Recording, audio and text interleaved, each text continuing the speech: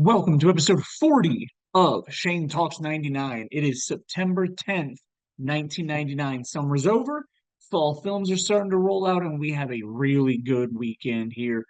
Things are starting to kick off really well.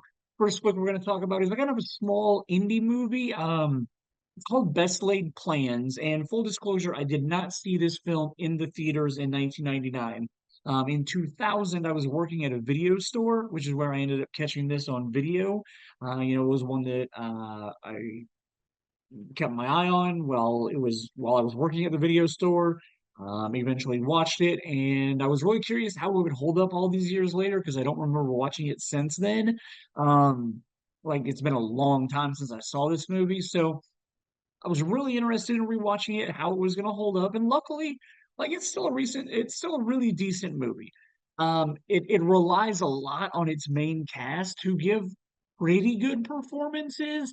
And the script is good, but the script isn't great. So, like, the movie overall isn't amazing in any way, but it's unique enough, it's original enough, and it makes for kind of a fun and enjoyable ride. Like there was a lot of movies like this in the 90s, in the early 2000s, like a movie called Dead Man's Curve with Matthew Lillard comes to mind, like kind of in the same vein as that. Like one of those art house want to be more kind of like it wants to be smarter than the audience kind of movie, and so like it kind of but Best Laid Plans kind of accomplishes that. Like it's a fun ride. And like the movie is told out of order, but like it's not like a huge non-linear movie, but like it's enough that like I like what it does. And like the story opens with like this interesting incident, and like the viewers quickly like get hooked on like what is it that actually like what happened. Um, Kind of gives us a little bit of character development with our two leads. One of them played by Alessandro Nivola, who later this year will be in a film called Mansfield Park. We'll talk about that later. This is also one of the first things I remember ever seeing Josh Brolin in. I mean, like obviously I knew him from Goonies, but like as more of an adult type actor, like this is one of the few things that I remember him from. And this is the second of three movies that he was in 1999. He had a small part in The Mod Squad, which we talked about a while ago. And then later this year, he's going to be in another art house movie called It's the Rage, which I should be doing in one of the episodes. Like, it was a very limited, small release, but I'll probably still talk about it. Like the script establishes these two characters' friendships. Josh's character has done something bad and he needs help, and he calls Alessandro Nivola to come over and help him. Like he brought this girl home from a restaurant, and then like they did some drugs and some drinking, and he blacked out and he doesn't remember stuff. And this girl is claiming that he raped her, and so like he ties her up. And this girl is played by Reese Witherspoon.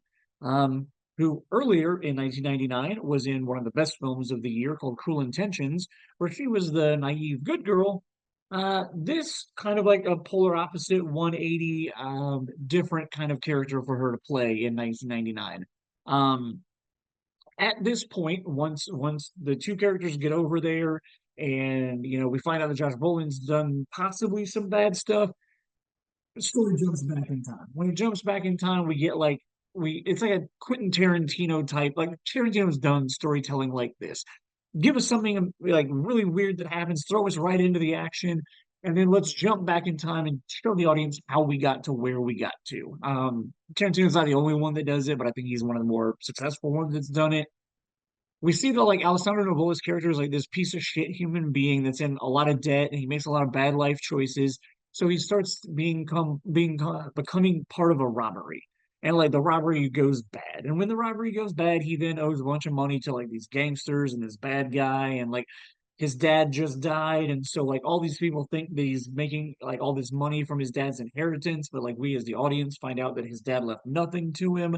Like his dad was hugely in debt and whatnot. So like there's nothing left for Alessandro Nivola's character.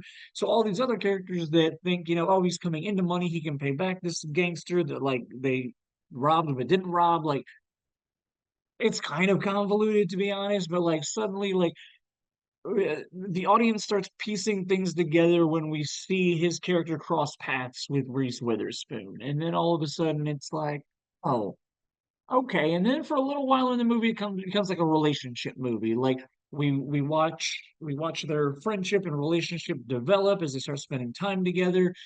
Josh Brolin's character comes back into town, and all of a sudden they hatch this plan to rob him. So they're like, not even rob him. Josh Brolin's character comes back into town, and he's like staying at this house where there's this thing that's valuable. So then they hatch the plan to steal this thing from Josh Brolin, but it's in a safe that only Josh Brolin has the code to. So they have to figure out a way to get in there and steal that. And so it's just this whole mousetrap scheme thing that they're all putting that together, and like things start going downhill, and like it's not the greatest resolution to a movie. Like I said, all three of the actors do a good job with what they're given. It's not a bad script, but it's also not like an amazing script. It's got some twists in it, like it keeps you guessing kind of a little bit here and there. I don't feel the need to spoil them because like if you're gonna go out of your way to watch it, I really think it's worth watching without me spoiling it. Like I said, there's some of these episodes I don't mind spoiling the endings of movies that are huge and popular and been around for a long time, and you should have seen it by now. But stuff like this, where I'm trying to get you to watch it, like I'm not going to spoil the ending to that. So like the climax and the resolution is blah. Is a very 90s thing. Like what happens is very like a lot of movies in the 90s wrapped up this way. So it's fine. It's on par with a lot of other subpar 90s movies, but like it's enjoyable and it's decent. And I do want to point out the fact that it was written by a guy named Ted Griffin, who this is actually the second movie he wrote in 1999. He also is responsible for the movie Ravenous. So set your standards with how you feel about Ravenous. This isn't as goofy, off-ball, bad horror as Ravenous, but it's also not anything that's super amazingly written. And the weird thing about all of this is in 2 years, Ted Griffin is going to become one of the writers on Ocean's 11, which I literally think is one of the best written, top 20 written movies. Like the first Ocean's 11 is just of the George Clooney Brad Pitt era is so amazing and phenomenal. So the fact that he wrote these two crappy movies in 1999, I'm sorry, a crappy movie and a not so great movie in 1999, and then 2 years later goes on to write Ocean's 11. I don't really understand how that happened. So I wonder if this movie found a life like on video because this movie had a $7 million budget, and in its entire time in movie theaters, it made $27,000. So I don't completely understand that, but it could be seen as a pretty big box office blunder. Like greenlighting it for that amount of money, not really sure how this played out. So let's move on to our next movie. Next up, we got a movie called Stigmata, which here's the thing that I've always loved about Stigmata, as far as Hollywood and the world goes. Stigmata stars Gabriel Byrne. Gabriel Byrne plays a priest in this movie who's investigating a woman who has reportedly been inflicted with the stigmata. And in just a few weeks, not very long down the road, we're going to see Gabriel Byrne back in theaters in a movie where he plays the devil. Yeah, in the movie End of Days, where he goes up against Arnold Schwarzenegger. So ever since this happened in my time working at the movie theater where Gabriel Byrne played a priest and like 2 months later played the devil, I just find that hilarious. And he plays good and evil in two religious movies like back to back. Like it just I always find it funny. It makes me laugh about something that happened in 1999. So Stigmata, where do I begin with this? Again, not a bad movie. I think Best Laid Plans is a better movie. As far as literally like what goes on goes. Stigmata is bonkers, man. Like it just is weird. Like Stigmata, it opens on a funeral in Brazil. And like at this funeral in Brazil, we have the priest played by Gabriel Byrne, and he's investigating this statue. It's a statue of the Virgin Mary, I think, and it's like bleeding from like a marble statue. Like blood appears to be like coming out of the statue, and so like his character, you're trying to build up that he investigates paranormal, weird religious stuff. So he's there for a funeral of another priest who supposedly, or was documented to have been inflicted with the stigmata when he was younger. So somehow this little kid, I don't remember if it was like at the priest's house or if it was at the mass itself or somewhere. This little kid steals a rosary So he steals this religious rosary that apparently belonged to this priest, runs away with it, goes and sells it on the street because I mean that's what kids in Brazil do apparently is steal shit and then turn around and sell it. So um the woman who buys the rosary from him ends up mailing it to her daughter. Her daughter is played by Patricia Arquette. Her daughter lives in Pennsylvania, so I can't remember if it's Philadelphia or uh, somewhere in Pennsylvania. I'm pretty sure is where Patricia Arquette lives. Her mom, who lives in Brazil, mails her this rosary. Sure, okay. Look, I don't know how her mom ended up down there, but I'll buy it. Whatever. Patricia Arquette works at a hair salon, and when she receives this rosary in the mail, her life starts to go to hell. Like literally, like stuff starts going really bad for her character. That's experiencing the stigmata. So this same priest, um, so there's a priest that she runs into in Philly or in Pennsylvania, wherever, who like takes video of like what's going on with her and then sends it back to the Vatican. And then when he sends it back to the Vatican, Gabriel Byrne's character ends up getting sent to go investigate her. I don't even remember if it's ever addressed why. Like I don't think the fact that the rosary came from Brazil, where Gabriel Byrne was, I don't know it. I mean, it might. I possibly didn't pay enough attention to the middle of the plot of this movie because things are just kind of all over the place. So, like, more bizarre stuff happens. Like, Patricia Arquette's character, she starts like talking in this like deep male devil voice, and like she tries to seduce Gabriel Byrne at one point, and like she cuts herself and draws a bunch of stuff on the walls of her apartment and like just really weird bonkers stuff that starts to go on. And then like the movie then kind of turns into this how do I put it, like a religious conspiracy theory type movie. Like it becomes like about the fact that the church, I don't even know, I guess it would be the Catholic Church since the Vatican's involved, like the Catholic Church is like hiding this gospel, this secret gospel that apparently was like, so like the regular gospels in the Bible are like other people telling the story of what Jesus did. Apparently there's this gospel that is literally some dude that wrote down everything that Jesus said. Like literally like it didn't make it into this book of the Bible unless the words came out of Jesus's mouth. So instead of being like, oh, here's Peter and Mark and Matthew and John or whoever, and like they're telling us the story of Jesus. It's like this dude was like, Jesus said, or like, and supposedly quoted Jesus. So like, this is apparently a real thing.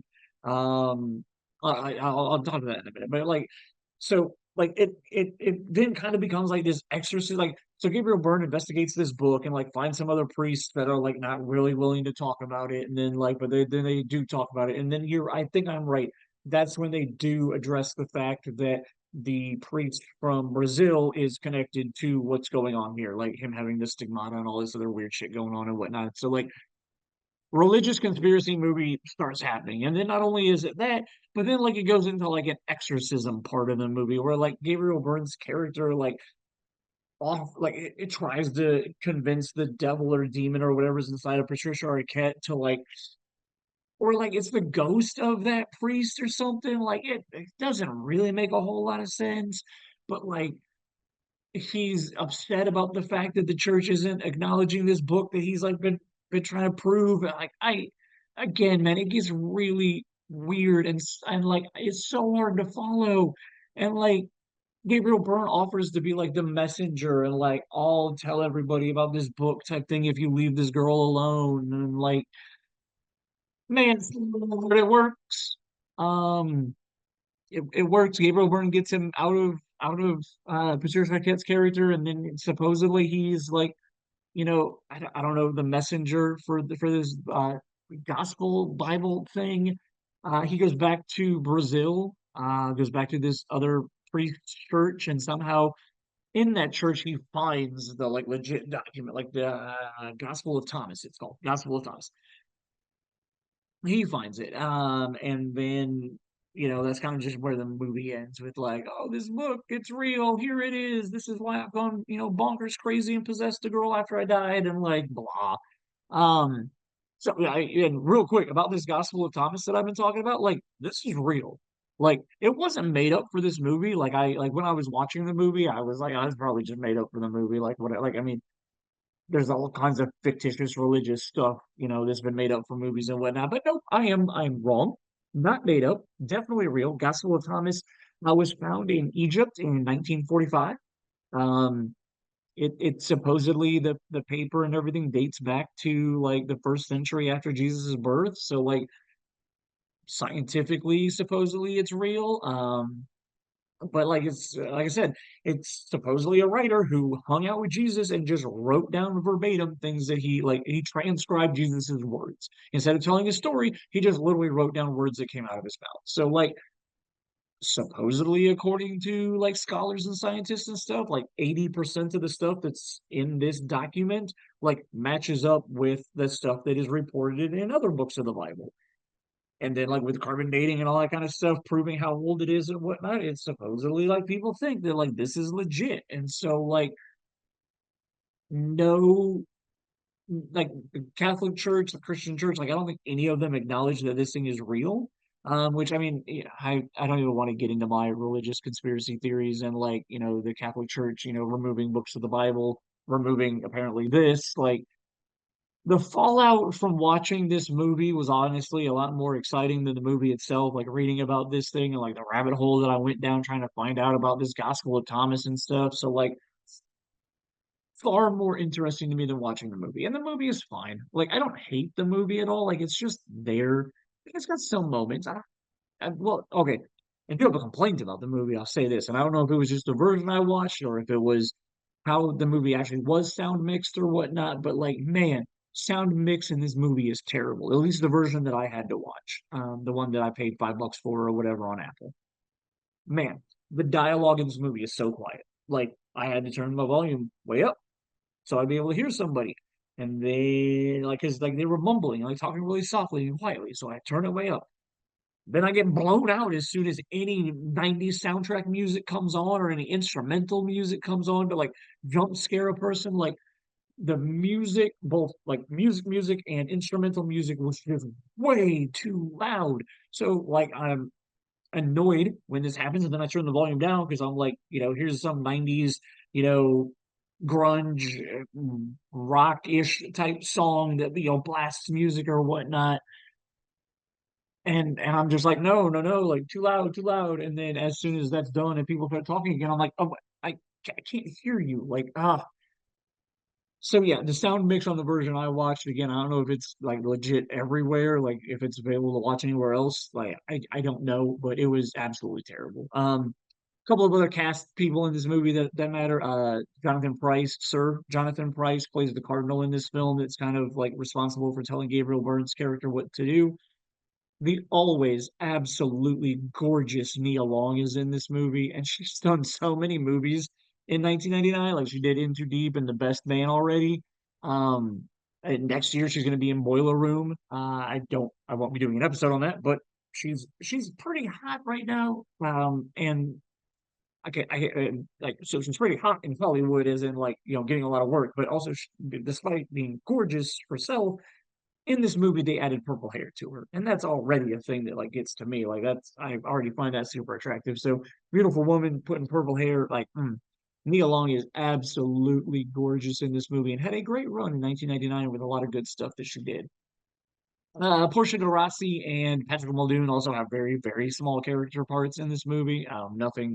Nothing that really matters. So that is Stigmata. Now we are getting to the movie that I am absolutely excited about. We're getting to Stir of Echoes, which I literally think is one of my favorite films of 1999. Like Stir of Echoes is amazing. Like I cannot not like I highly recommend this movie. I was trying to double negative. I cannot not recommend this movie enough. Like, but I highly recommend Stir of Echoes if you haven't seen it. I don't know how much praise I can give this movie. It is absolutely amazing. It was released by Artisan Entertainment, so like really small marketing budget. Like this this budget, like this movie did not have the same budget as something like The Sixth Sense would have. And this is where I really, really, really wish things would have played out differently. I wish Stir of Echoes was like an April of 1999 release. If Stir of Echoes came out, like even before The Matrix, like before The Matrix became a thing, like if Stir of Echoes came out during a lull in 1999, like early April, I think this movie would have been so much more successful than it turned out to be. Like this movie just had so many things playing against it. The biggest one being when Stir of Echoes was in theaters, it was released 1 month, like literally a month and a couple of days after The Sixth Sense. The Sixth Sense was still the number one movie at the box office the weekend Stir of Echoes came out because it was that huge and that popular. And like everything right now is getting overshadowed by The Sixth Sense. So if I feel like if Stir of Echoes came out in April when there was a lot slower, not as much hype around stuff, and again before The Matrix got hype, like beginning of April, have they could have just done so much better with this movie in theaters. Like the timeline for how this all plays out sucks because Stir of Echoes, it also involves a young boy who sees dead people. Oh, you're trying to rip off The Sixth Sense because it came out a month later, and we just had a month full of people watching a movie that's really good about a kid who sees dead people. Now, the kid in Stir of Echoes, pretty much, for the most part, that we know of at the beginning of the movie, sees one dead girl. Pretty straightforward about that. And it has one of the creepiest opening sequences in like a horror movie. Like this kid is breaking the fourth wall, literally talking directly to you as an audience member, talking about some pretty, bonkers stuff. And then it cuts to the reverse angle, and you see that it's just a kid standing in a bathroom looking at nothing. Like it's creepy because it's a kid talking to you, talking straight at you as an audience member, talking about some really creepy stuff, and then to have that cut where you see, wait a minute, like who is he talking to? Like there's nobody there. Like for a moment you might be like, oh, like I'm his parent while he's talking about all this, but no, like he's not talking to anybody. All right. So that's the start of the movie. Let's jump to the cast real quick. The cast is absolutely amazing. It starts off with Kevin Bacon. Kevin Bacon does everything. Kevin Bacon can be in any movie and he's going to make it good. I mean, even some of the bad movies I've seen him in, he's been the highlight of those bad movies. His wife is played by Catherine Urbe. I love Catherine Urbe because I grew up watching The Mighty Ducks 2, and she plays the teacher in The Mighty Ducks 2. Super sweet, super cute, has a great like voice. I really enjoy Catherine Urbe. I know she ended up on some police procedural like weekly show or whatever. I can't remember. Not NCIS, but like or some New York cop show or something. But like her sister, um, who is the one who ends up hypnotizing Kevin Bacon in this movie, is played by Ileana Douglas, who I obviously knew from Mallrats. Finally, the dead girl in question in this movie is played by Jennifer Morrison, who I don't think this is her first movie. I think it's one of her early movies. I think she has some other credits before this, but like years later, she would go on to become the lead and the star of the ABC series Once Upon a Time. So she has definitely had a career, but this is one of her earlier things that she was a part of. While I was investigating her for this movie and looking her up, I learned that she was also in the Urban Legend sequel, Urban Legend's Final Cut or whatever, which was the sequel to Urban Legend released in 2000.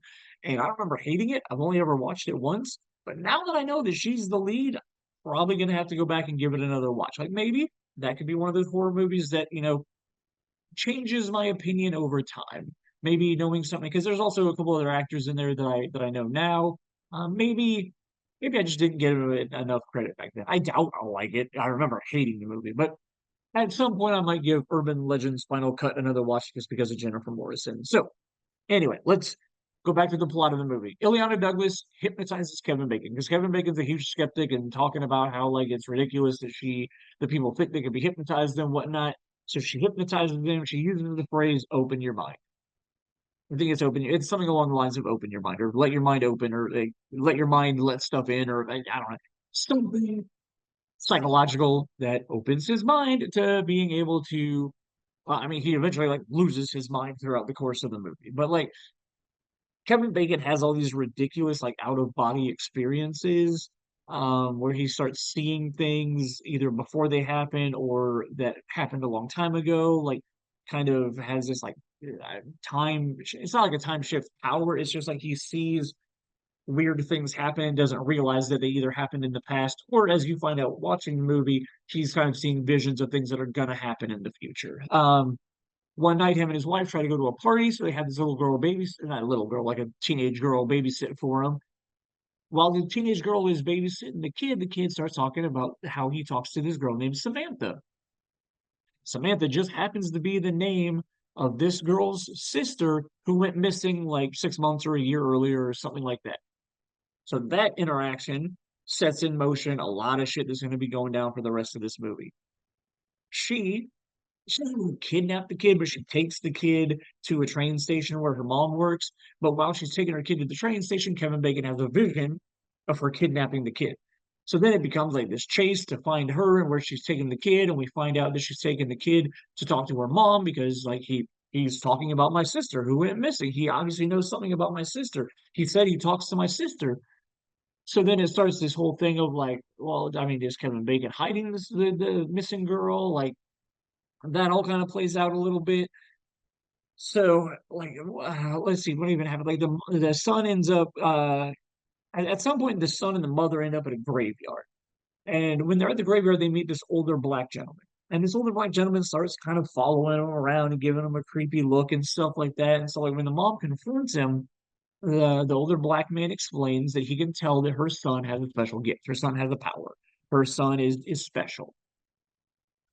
Um, as he talks a little bit with the mom, he kind of explains, your son and your husband. I can't remember how they address the fact that Kevin Bacon is going through the same kind of thing. He explains your son and your husband have like this. I don't know how to explain it. Like they're both being contacted by the dead to help the dead do something that needs to be done. The dead are not able to move on in the afterlife without getting help from the son or from the father. Like they've been like attached to a spirit, the missing girl, dead missing girl's body or whatever. So like if you're listening to all this, you already understand that there's a lot of stuff in this movie that is very similar to things that happen in The Sixth Sense, which is again why I think it would have been so much better to release this months before The Sixth Sense. I don't even know if you could have released it a year after that. Anytime after The Sixth Sense, probably you're going to get compared to The Sixth Sense. At least if you were, released before The Sixth Sense, when it came out, people would be like, oh, they're really kind of the same movie. The Sixth Sense is a better movie, which I'm not 100% saying that I agree, because like I said, Surbeck was one of my favorite films from 1999, and still to this day holds up when I rewatched it. But anyway, a lot of the stuff that I talk about, very similar to plot points from The Sixth Sense. Also, you're probably sitting there going, wait a minute, a lot of these plot points also kind of sound like they're copying The Shining, which fair, very fair to think that, but let me explain how you're right but also wrong. Stir Up Echoes is based on a book that was written by Richard Matheson. This book that Stir Up Echoes was based on, which is actually called like A Stir of Echoes or whatever, was first published in 1958. 1958 is when the book Stir of Echoes was written. The Shining, written by Stephen King, was published 20 years later in 1997. So if you do want to compare the fact that they have similar plots, an older black guy helping a young kid who can see dead people, I agree, very similar. But A Stir of Echoes was written 20 years before The Shining. So if anything, Stephen King read A Stir of Echoes and kind of took some of that when he created The Shining. Then obviously the movie The Shining came out 20 years before this movie. So I can see from a movie viewer standpoint why this could be compared to, oh, they're ripping off The Shining. But I just wanted to educate you, make sure you knew, well, yes, but also no, because the book did precede The Shining book by 20 years. So I just wanted to give Richard Matheson some credit there. And while we're talking about Richard Matheson, let's talk about this dude's history. A lot of stuff he's written has become some pretty amazing, like, film works. He wrote the story I Am Legend, which has been adapted, I don't know, 4, 6 times into different mediums. I'm sorry, all into film, but into different, movies or whatnot. He wrote a story called Bid Time Return, which later got adapted into the Christopher Reeve film Somewhere in Time, another really good movie. He wrote What Dreams May Come, which became a brilliant Robin Williams movie about grief. He wrote a short story called Steel, which was turned into an absolutely amazing film starring Hugh Jackman called Real Steel. A lot of his short stories were used for either Alfred Hitchcock Presents episodes. A bunch of them were used for Twilight Zone episodes. Like Richard Matheson is a brilliant writer, like absolutely brilliant. And his genius story had not been buried beneath M. Night Shyamalan's very good story, like everything could have been so much different for this movie. And the third act of Stir of Echoes alone, what happens? And again, I'm not going to spoil it, even though like this movie's 25 years old. I'm not going to spoil it because, like with Best Laid Plans, if you actually haven't seen this and you decide you want to watch it, I want you to experience I want you to experience how great the third act of this movie is, not knowing anything about it. Like I I can't even like express how much you should rush out and find where Stir of Echoes is available. I own the movie, so I watched it on the version I own. I don't know where it's streaming at, but go find out if it's streaming anywhere. Watch it late at night. Watch it in the dark. Watch it alone. I mean, I guess you don't have to watch it alone, but like watch it with somebody who likes horror movies that's not going to talk through it while you're trying to watch it. Like it's a psychological thriller. And like just experience how brilliant this movie is, how well written it is, how everything unfolds and plays out. Stir of Echoes is so good and still holds up. I literally just watched it a couple of days ago in the middle of the night, pitch black, all the lights off, just by myself, and it still holds up. It's still creepy. It's still got some really cool stuff that goes on in it. It's got some jump scares, which are fine, like jump scares or whatever. That I understand why they jump scares were a huge thing in the late 90s.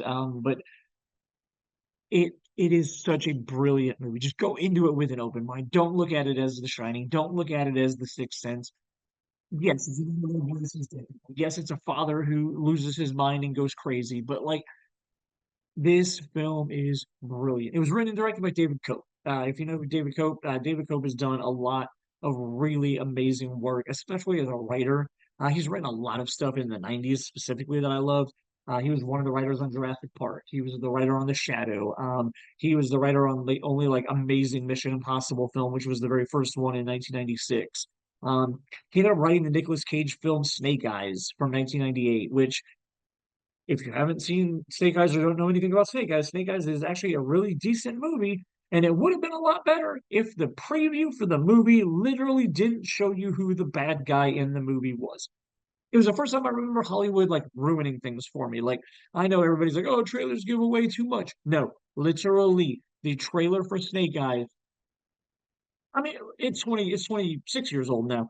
The trailer for Snake Eyes shows you Gary Sinise holding a gun to Nicolas Cage's head when you go watch the movie Snake Eyes. So like you're watching the trailer, you're already like, oh, Gary Sinise is a bad guy. Look at that, he's got a gun in Nicolas Cage's head.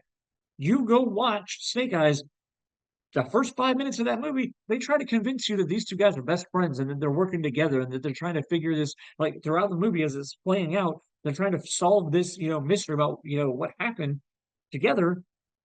But if you've seen the preview, you know at some point Nicolas Cage, or I'm sorry, Gary Sinise puts a gun to Nicolas Cage's head.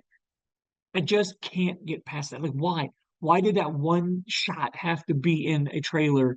Okay. I digress. That's not for this episode. I'm sorry. So wrapping things up, Stir of Echoes, I cannot recommend it enough. I've said it like 100 times on this episode. I hope you listen to me.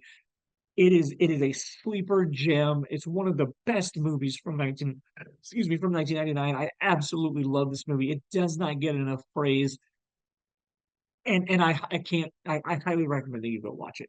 I will be back next week with a pair of movies to talk about. And I probably won't praise them as much as Stir of Echoes, so you should probably just go watch Stir of Echoes.